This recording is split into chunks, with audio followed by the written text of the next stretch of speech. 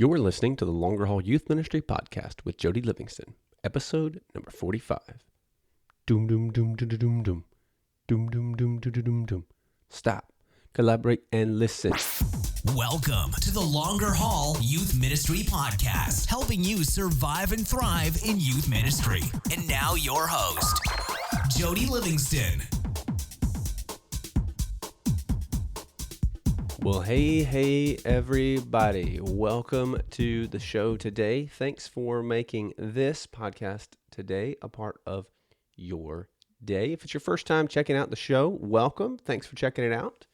I'm glad you're here. And if it's not, well, welcome on back. You can find me on the Twitter sphere at Jody Livingston. That's Jody.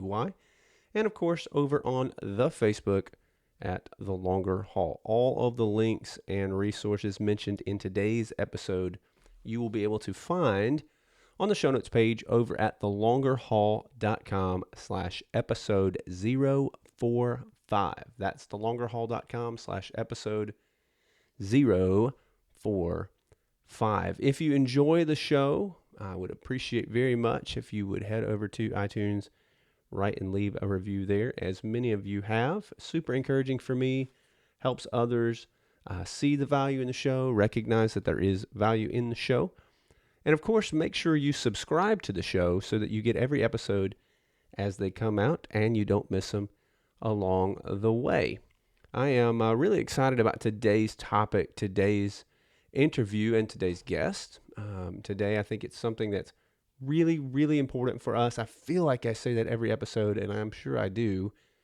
But the topic today is really something that we are seeing more and more of, not just in youth ministry, but as a culture, certainly in churches.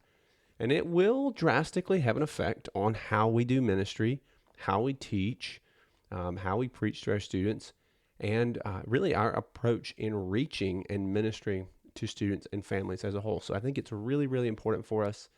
I'm excited for us to jump into that today. Let me say a couple things here before we get to that. First of all, if you are listening to this episode on its release date, then you need to know that there is a giveaway on thelongerhaul.com right now. I'm giving away, our friends at Lifeway Student Ministries are giving away a year's membership to the Student Pastor Network, which is huge. It's a $350 value, tons of training, tons of resources there for you that's available to you. And so if you head over to thelongerhaul.com/student pastor network, you can enter to win there on the giveaway. So make sure you do that.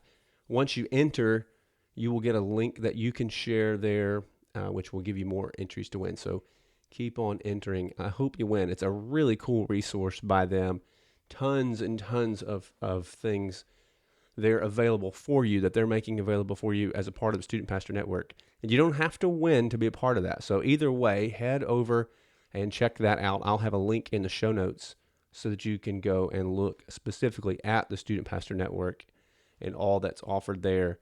Really, really impressive and really, really cool resources from a great team of folks who deeply care about youth ministry and want to see youth pastors and youth leaders succeed. So make sure you jump over and do that for sure.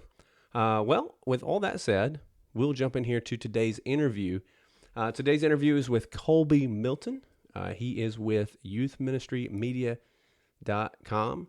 And man, I hope you've got something to write with. Lots of good stuff today that comes out on this. I know for me, really encouraging, really challenging. I hope it will be the same for you. So with all of that said and all that out of the way, we'll jump in here to today's interview with Kolby Milton from youthministrymedia.com.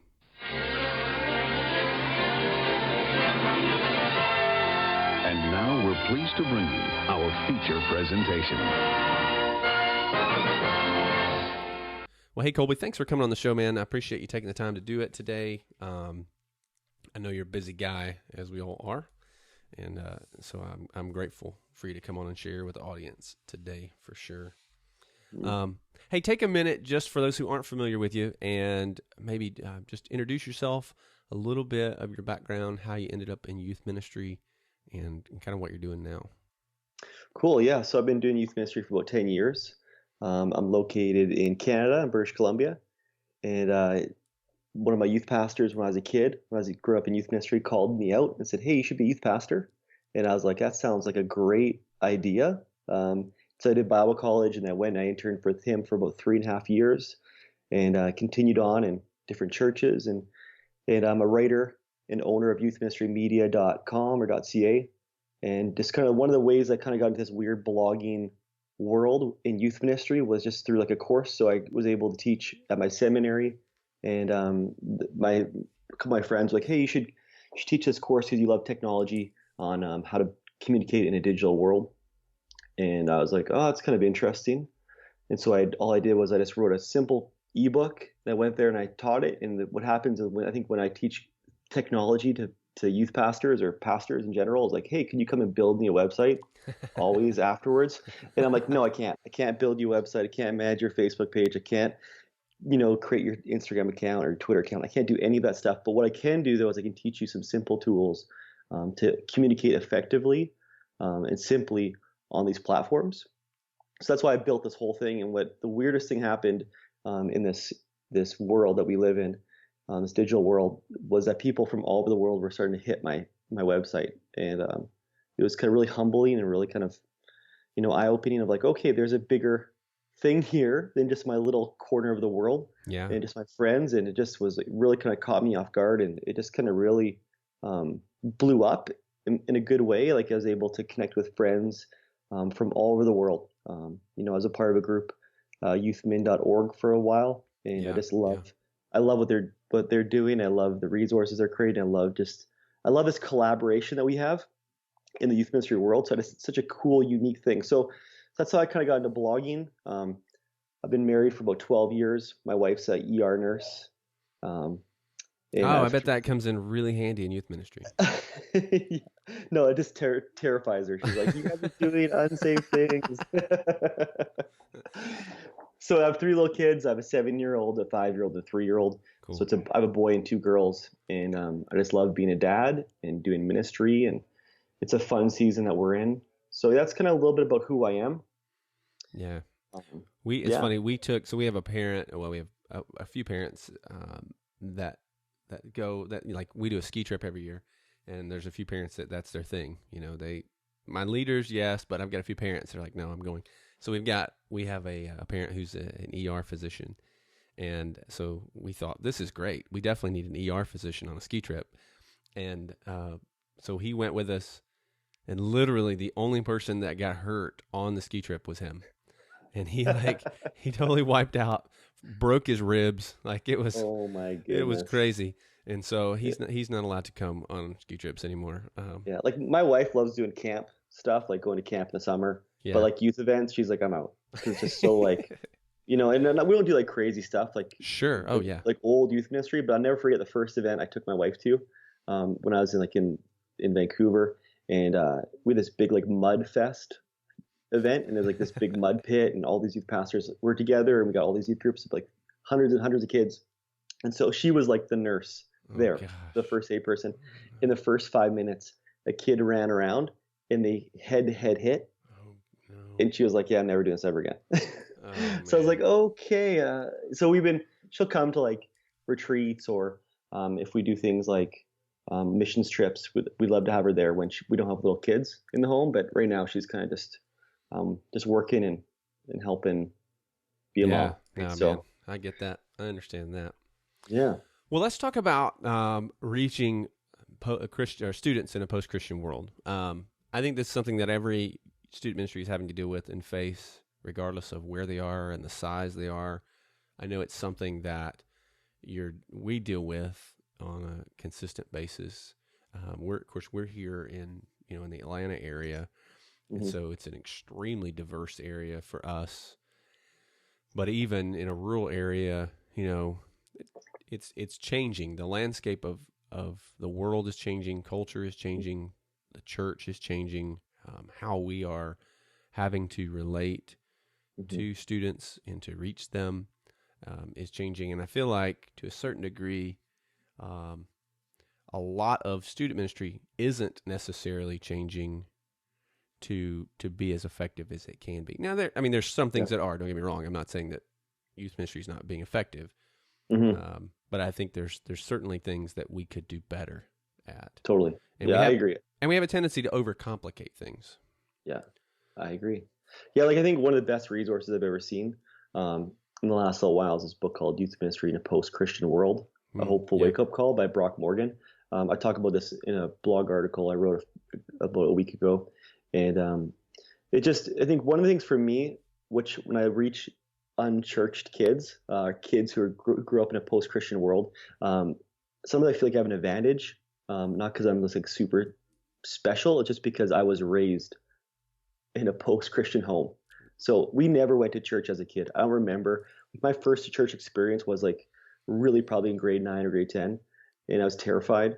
I thought, I grew up as a kid never hearing about Christmas as Jesus' birth. It was about Santa Claus. It was about getting gifts. It was about me. It was about Easter was never really about Christ's death and resurrection. It was about, again, an Easter bunny, treats, eating good food. So for me, like I never heard biblical stories really as a kid. Like I remember one time as a kid, this person went over to their house to get babysat, and really they introduced this like David and Goliath story, these like old like cartoons, and I was like, what the heck is going on here? Like I had no idea. Like it was just crazy to me.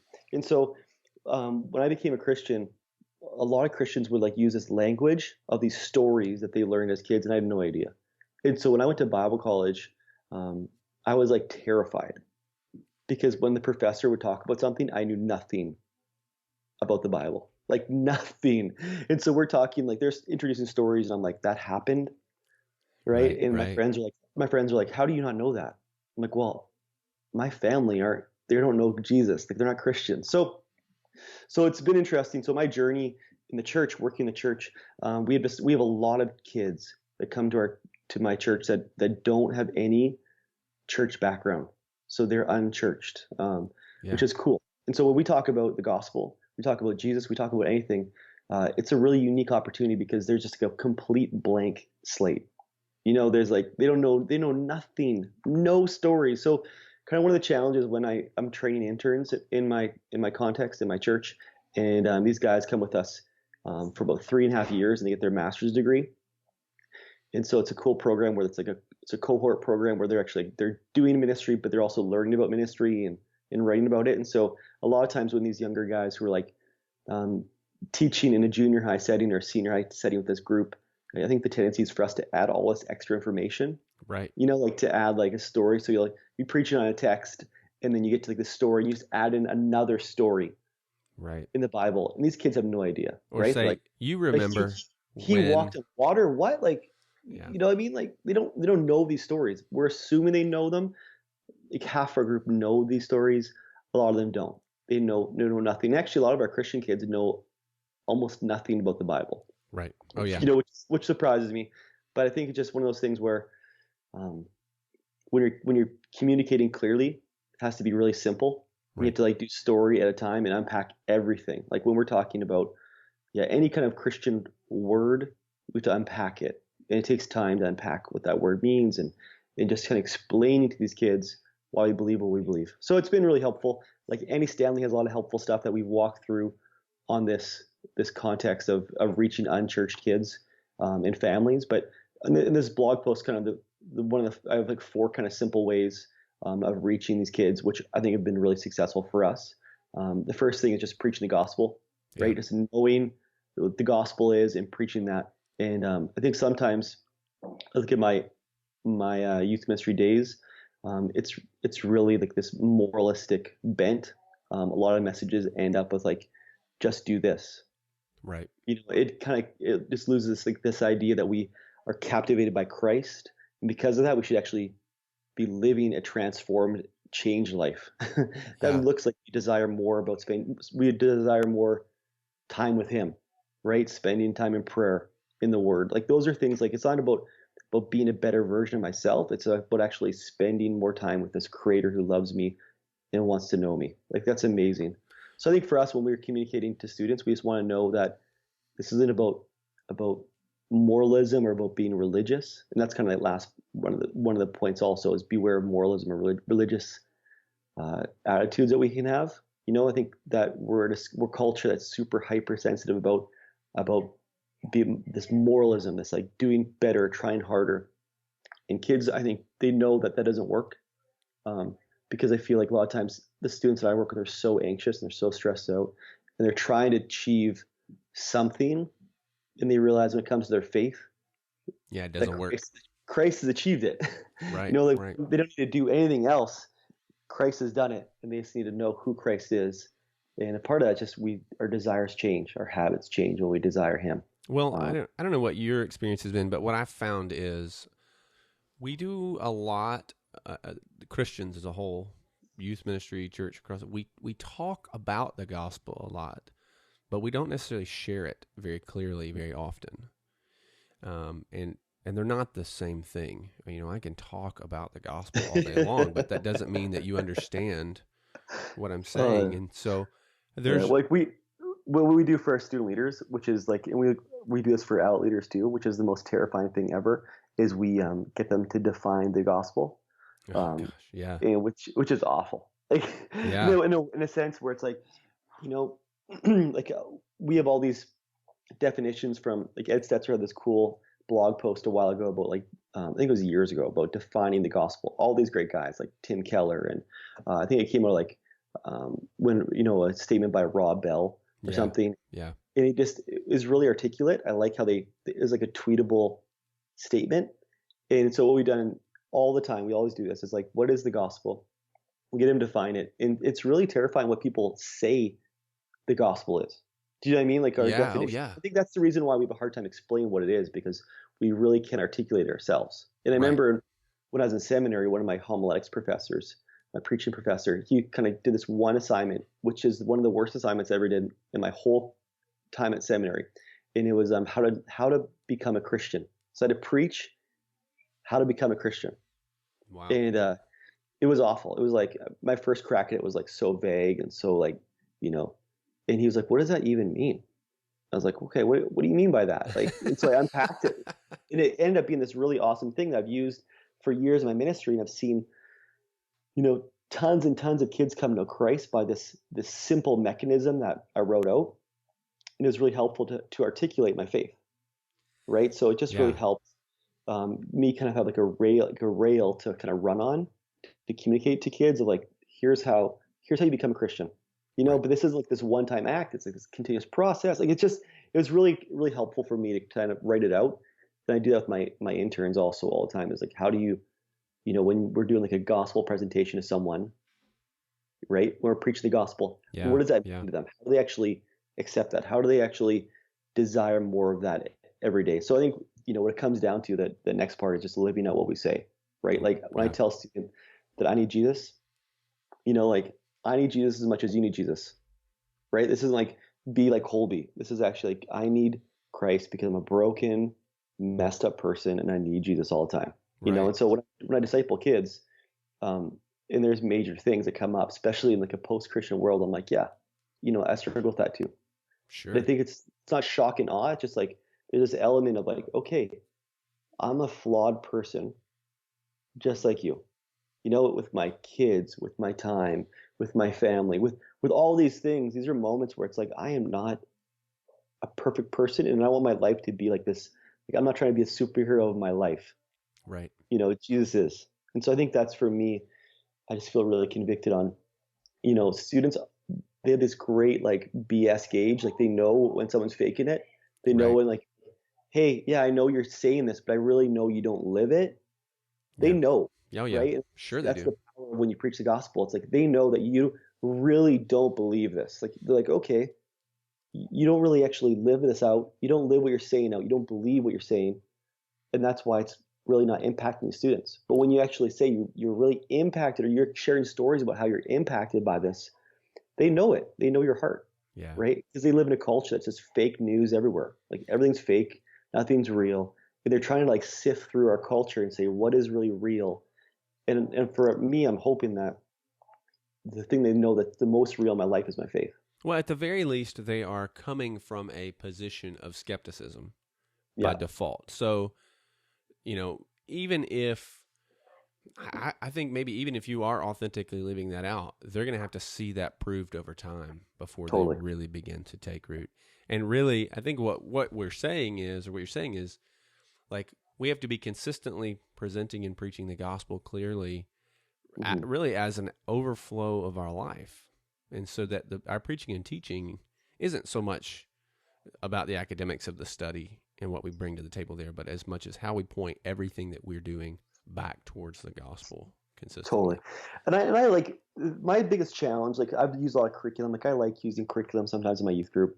And a lot of the best, like they're the biggest youth ministries or which are awesome. They come to like California or like in that Atlanta area.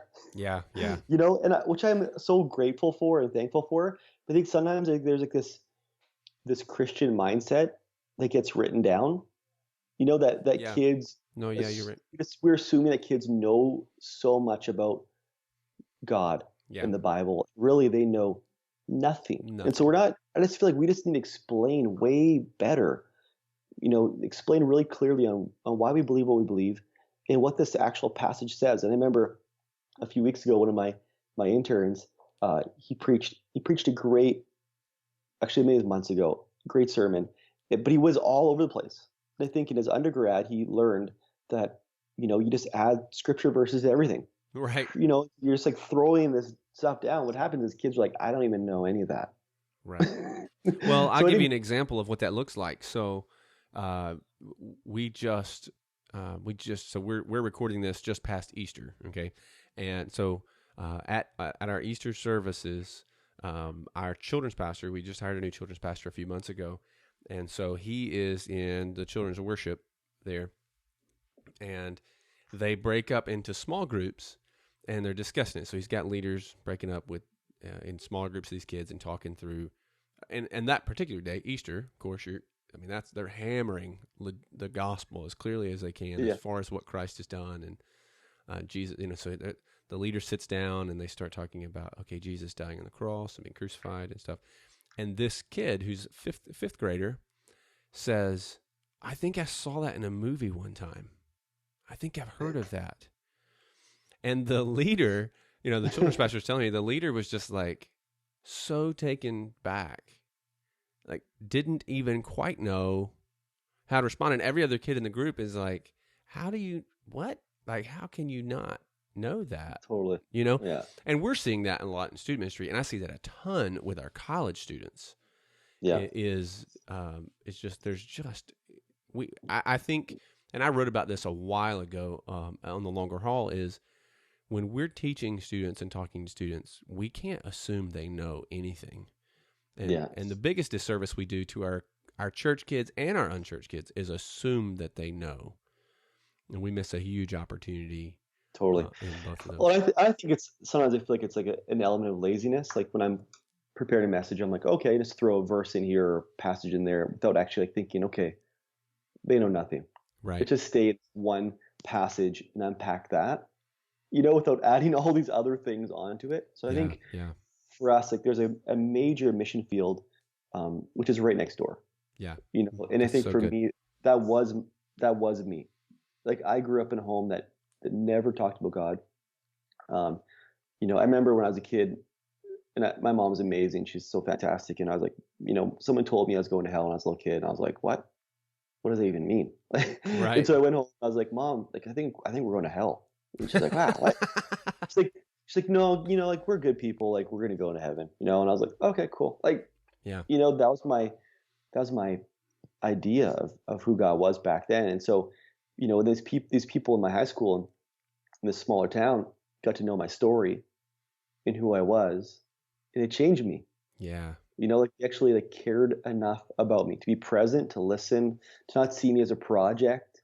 And they wanted to know me. And it was like such a crazy thing that all it took was them saying like, hey, who are you? Yeah. Two of the most powerful questions. And we train our leaders and interns on this, and even our students, or what is your name and what is your story? Totally. And I cannot tell you how many just amazing, profound, raw and honest conversations we have through those two questions. It's crazy. Yeah. And I think for us, like, a lot of times when we're deal with an issue, whatever that issue is. Like with kids being crazy on a youth night, or being disrespectful, or whatever it is. We ask the question, what's going on? Yeah. You know what I mean? Like, and then we find out, okay, wow, their parents just got divorced, Yeah. or their grandma's dying, or so we hear that, and this is our filter now, which wasn't probably years ago. But just the lens where we see these students through is like there's so much brokenness, and when we know their story, it's so much easier to have a more empathy for them and say, okay, wow, like, we love you, we're glad you're here. Yeah. We can actually speak into their life because we actually know a bit of their story. But I think it's a lot of times like we just focus on like behavior, right? Oh, Like you're not behaving absolutely. in a certain way. Stop doing that. Stop punching a hole in the wall, or stop writing on this, or stop tagging this, or stop. We go on and on and on. But I think it's just like once we know their story, it's like, wow, this is really tragic. Yeah. And how can we pray for you? And how can we pray for your mom and your dad? And that's when we are able to actually reach these students. Well, you're right. It's easier to focus on the morality of it, right? In the action, like here's what to do. It's just real authentic discipleship is messy, man, and exhausting.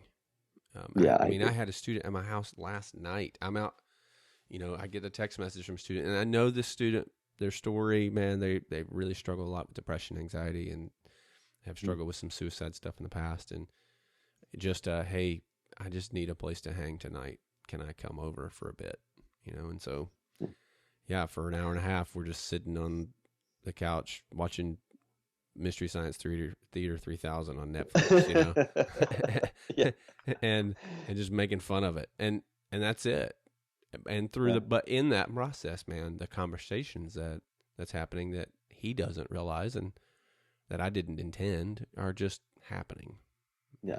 The coolest thing, Lynn, this is, I think with reaching students who are unchurched, who are post-Christian, is that they're watching, and in a social media world, which I think is such a powerful thing, the way we communicate on Facebook or Instagram, Twitter, or Snapchat, the way we communicate on all these different platforms, like students are watching and they're actually able to get like kind of a front row seat into like your ministry or my ministry is so amazing. I love that. It's so powerful that they get to see what we do without ever stepping in the door. Like we get kids all the time from different parts of our community. Like, hey, I saw so-and-so, my friends go to this group. Can I come? Right. And they have no church background. That's why they're asking, like, is this like an exclusive club? That's like, awesome. No. You can come.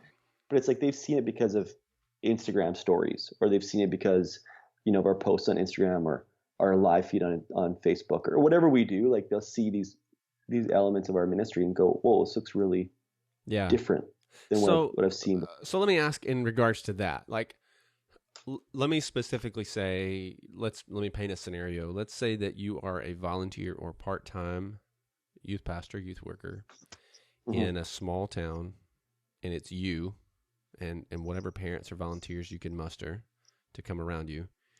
You don't really have a ton of extra time because you're working a full-time job and doing this. Where would you suggest in regards to social media and that kind of presence? Where do you start? What's the strategy? And I always say, like, usually I say to stick to 3, no matter who you are. No matter who you are, if you're full-time paid, part-time, if you're a volunteer, I think like if you're doing more than 3, don't. Yeah. Like 3 accounts. Like, so a lot of times for us, what we do is we do Instagram, Facebook, and we'd like text messages out. Yeah. And so those are just ways to, like, we communicate on Facebook for parents mainly. Right. Yeah. We communicate on Instagram for students, Instagram stories. It gets a lot of traction on there. We don't do Snapchat just because we've had lots of problems in the past with just like kids getting just destroyed on Snapchat. Yeah, we're the same. We don't touch it right now with like sexting stuff, and it's just been I've counseled for kids for years on horrible situation. So I'm like, okay, I'm not going to do that. Then we also send a text message out to students and parents. It's just a simple way, like, hey, this is what's going on this week, or this is what's happened, and just those 3 simple ways, we just get a lot of traction on that. And so that's all we communicate. And so a lot of times it looks for us like we Instagram out like an image for that night, and then we do stories that night, With Facebook, we'll Facebook out like all the games we're playing that night.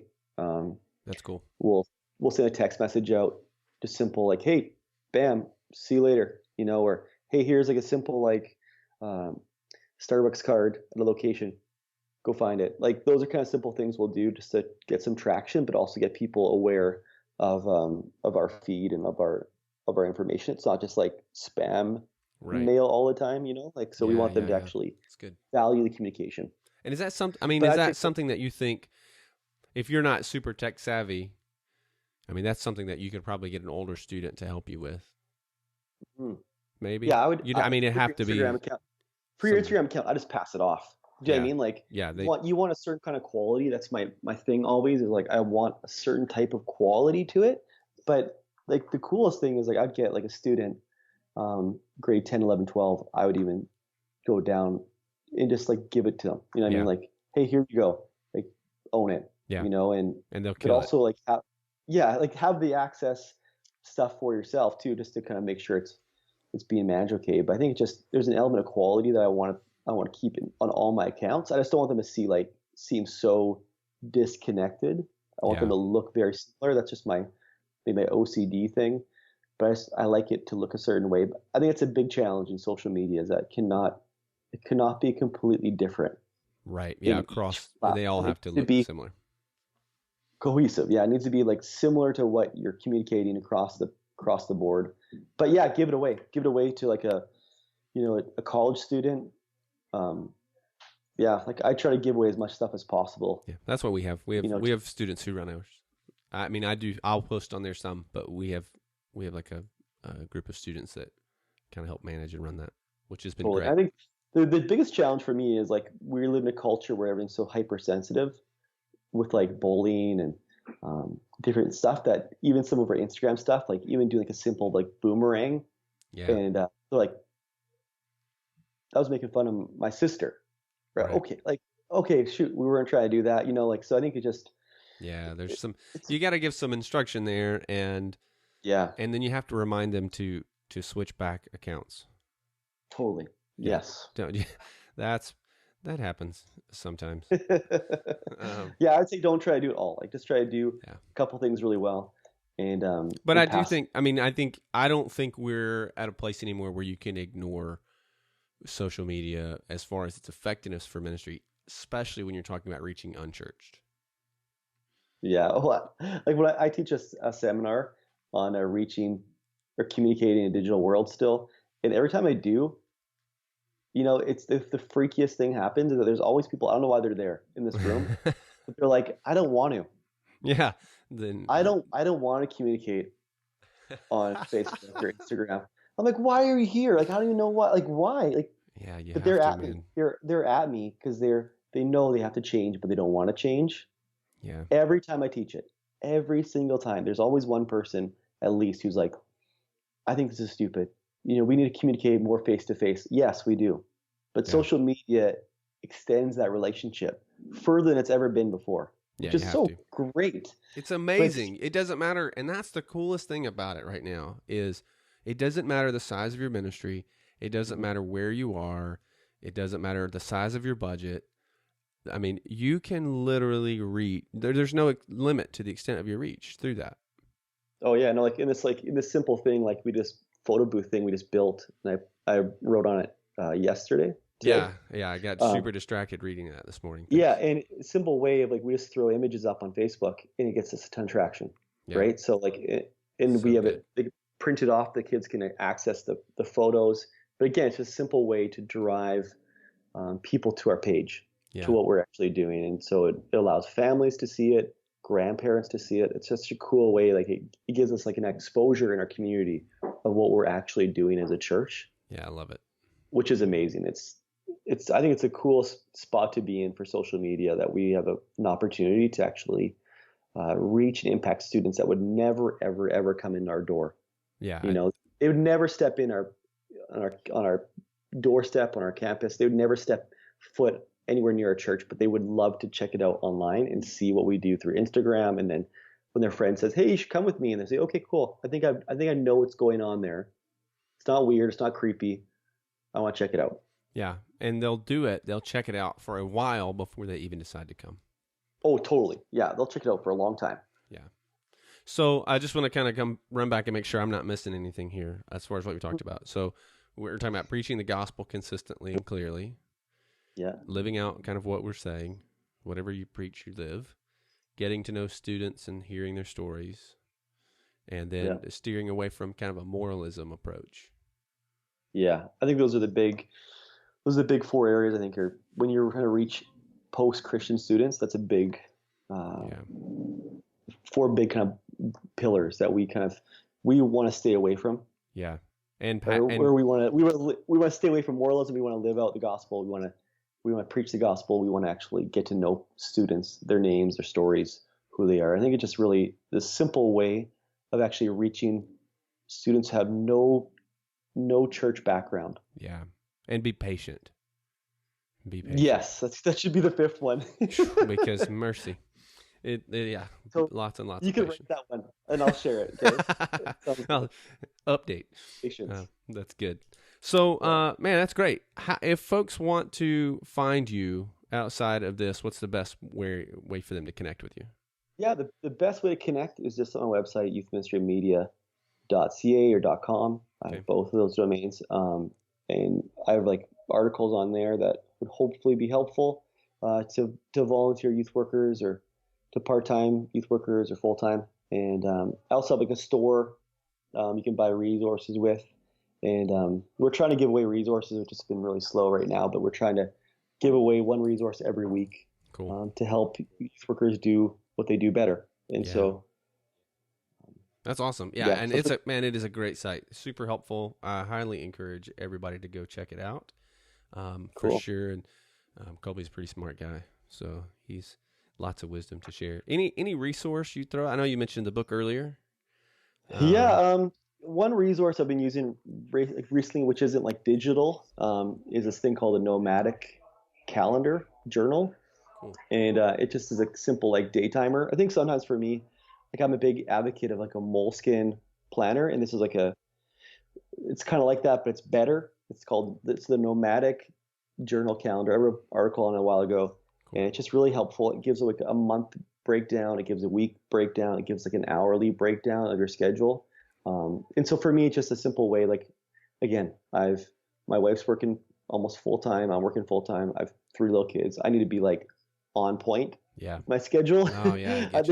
There's not a lot of like free time in my schedule right now. One day there will be. So that means like when I block my time, I gotta like be very precise on, like in this calendar, the best thing about like a week, it's like I can actually plot in like, okay, on my Mondays, it's like sermon prep day. Bam, do that. Tuesday, it's like my youth night. Everything's about prep, youth prep, sermon prep again before the night happens. Like, and then I can start like Wednesday, I'm prepping for the next week. And then, so I just like, those are things I can check off at the end of the day. It's like, did I focus on this one task that the whole day needed? Yeah. Because I think I don't know about you, but a lot of times my day gets filled up with a lot of like different things, like a lot of different questions get asked for my time. Like I can't do all this stuff because I need to be focused. And so this thing really helped me. For Christmas, I'm going to give all my friends and all my coworkers this. This is like the gift that they're going to get. It's a great little calendar, and it's just an organizational tool that I think has really changed the way I work in my work week and just prioritizing my time. And so every Sunday, I'll just sit down and I'll just block out my whole week. That's awesome. I think that's super helpful, super practical. I love it. And I have so many moleskin journals. I like hoard those things, but I don't ever really write a lot in them, to be honest, because I'm afraid of messing them up. Like what if it's so stupid. I do write in them, but I collect a lot more than I feel. Yeah. And the thing about like this calendar journal booklet is just like, there's 3 big goals you can focus on. And so I have big goals that I want to achieve at the end of the year. And I think sometimes like we have these great ideas that we want to achieve, but we forget about them. Yeah. Or we let these trivial few things kind of crowd out just this really important task we should be doing. And so for me, I just need to be always focused on what's the most important thing and do that thing really well. Yep. And that sometimes means like when I'm in staffing, I got to say no to some things. And that's why I have this calendar there, because it shows me, oh yeah, I got to do this better, which means I have to say no to something that maybe I really want to do, but I shouldn't do that to do this thing really exceptionally well. That's great. So that's one of the best resources I've seen in a while. My father-in-law bought it for me for my birthday, and it's a great little, it's like a half moleskin, half calendar. Sweet. And yeah, I'll check it out for sure. I love that. I love that kind of Cool. stuff. And I'll write in this one. I'll write in this one. Well, cool. Well, we'll be sure to put links to all that in the show notes page for everybody so they can go grab them. Again, man, thank you so much for coming on. And yeah, thanks for having me. I appreciate you taking the time. We'll have to do it again sometime. Maybe we come and Sounds talk more about just the use of social media. Be good. That's great. Cool. All right, man. We'll catch you later. Okay. All right. Bye. Bye. And there you have it, man. I just appreciate so much Kolby's heart for equipping youth pastors and really just reaching teens, particularly those outside the church. And man, what a cool thing. If you've not checked out youthministrymedia.com, I highly recommend you head over and do that. Great resources there he has available for you, regardless of kind of your circumstance or your budget or your context. So head over there and check that out. Again, all of the links and the resources that we mentioned here today in this will be at thelongerhaul.com/episode 045. thelongerhaul.com/episode 045. Also, make sure to head over and enter to win the giveaway for the Student Pastor Network membership. And that is at thelongerhaul.com/student pastor network. You can head over and jump in the giveaway there to win that, and I hope you do. Lastly, just a reminder to subscribe to the show so that you get all of these episodes as they come out, whether that is through iTunes or whatever your favorite podcast player is.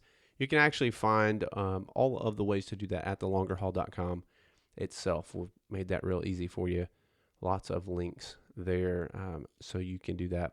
And if you're enjoying the show and you enjoy what you find on thelongerhaul.com, I would ask you to consider supporting the show so we can keep on keeping on, and you can do that. Lots of cool rewards for that, for people who support. You can be co-executive producer of the show and get some free goodies also, and that's at thelongerhaul.com/support.